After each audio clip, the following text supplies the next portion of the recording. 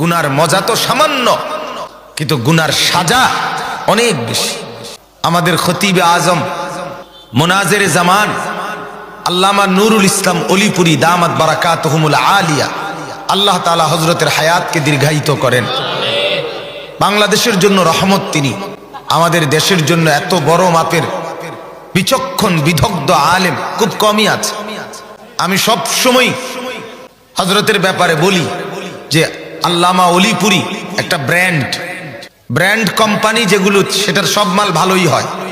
আল্লামা অলিপুরি যা বলে তা চূড়ান্ত তাহকিক এবং গবেষণা করেই সর্বোচ্চ সমাধানমূলক কথা বলে।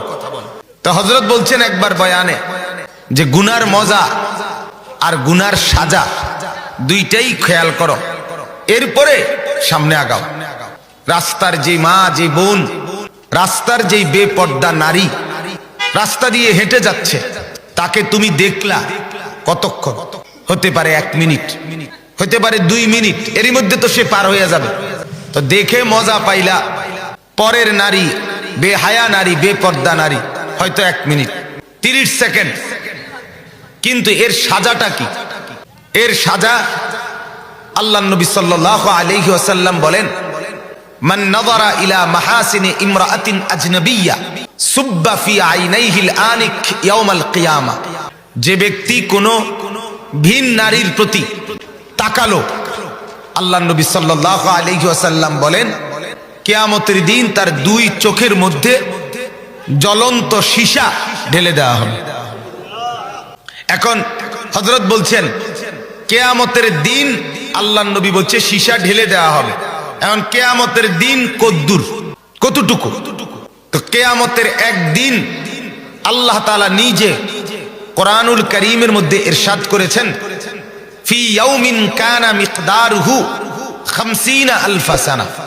কিয়ামতের একদিন রব্বুল আলামিন বলেন 50,000 বছর, 50,000 একদিন।